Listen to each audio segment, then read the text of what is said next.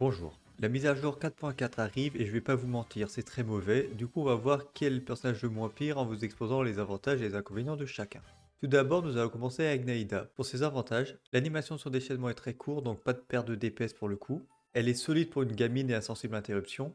Son attaque chargée coûte pas très cher en endurance. Et en plus, elle fait mal, donc vous pouvez la spammer. Elle se combine bien avec des personnages anémaux. Comme elle est petite, elle est plus difficile à toucher. Et c'est une Loli vieille de 500 ans. Juridiquement, c'est ok, mais moralement, c'est discutable.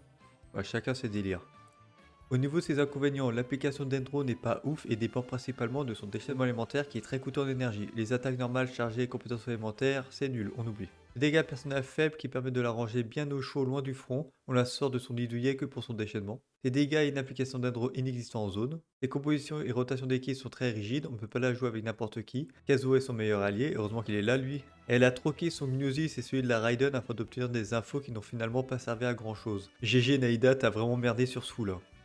Ensuite, on a Yei Miko. Pour ses avantages, le déchaînement de Miko coûte peu cher en énergie, on peut le spammer. La compétence génère une quantité d'énergie importante et applique très fréquemment l'élément électro, pratique pour faire des réactions en chaîne. La mise en place de ses totems et son déchaînement est tellement rapide qu'on a du mal à voir Miko sur le terrain. L'animation de sa compétence permet d'esquiver avec aisance, si vous êtes doué vous pouvez vous passer d'un bouclier. Elle écrase la concurrence dans les teams pour laquelle elle est conçue, Beidou, Fischl et Raiden peuvent aller se rhabiller. Mais si je ne l'aime pas, il faut avouer qu'elle est jolie, surtout sa queue toute douce et rose là, un bonheur pour les yeux.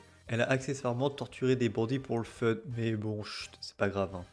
Pour ses inconvénients, les dégâts inconstants de sa compétence sont plutôt faibles malgré le fait qu'ils sont fréquents, pareil pour son déchaînement. Avec beaucoup de buffs, son déchaînement peine à appliquer de sévères dégâts, mais comme on peut le spammer, ça va. La téléportation de sa compétence est un bon outil de repositionnement, mais il envoie Miko très loin de ses ennemis, et après il faut leur courir après, c'est chiant. Avec l'arrivée du Dendro, on s'attendait que Miko devienne plus performante, mais les réactions de Dendo privilègent plutôt de Pyro, dommage. Elle a été accusée de trafic de Gnosis avec une Loli vêtue de vert, allez savoir qui c'est cette connasse. Bon, ensuite, nous avons Xiao, qui au niveau de ses avantages a un choix d'armes free-to-play énorme. Il ne nécessite pas plus que ça d'une batterie, la recharge d'énergie n'est pas importante pour lui. Les ennemis ne sont pas repoussés par les attaques plongeantes, c'est super pratique ça. Il possède le plus gros DPS mono-cible du jeu. Il est plutôt flexible au niveau des rôles qu'il peut jouer, surtout en tant que healer. Le fait qu'ils ne doivent pas rester bien longtemps sur le terrain permet à vos supports de réutiliser leurs compétences. Ses constellations n'apportent rien de plus. Et comme il est petit, il arrive à passer sous les attaques, c'est assez pratique.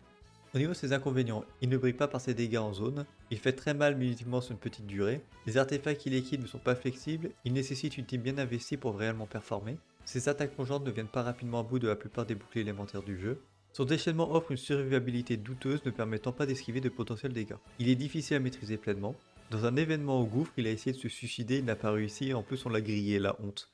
Et pour finir sur les 5 étoiles, nous avons Xianyun, donc le souffle-nuage, en gros. Elle est incroyablement stylée et gracieuse, son gameplay est incroyable, elle va révolutionner la méta.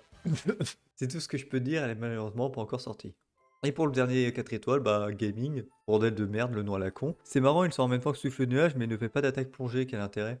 Sinon, il a l'air de puer ses grands morts. Et voilà, j'espère que cette vidéo n'aura aucune incidence sur votre choix d'invocation. Allez, ciao!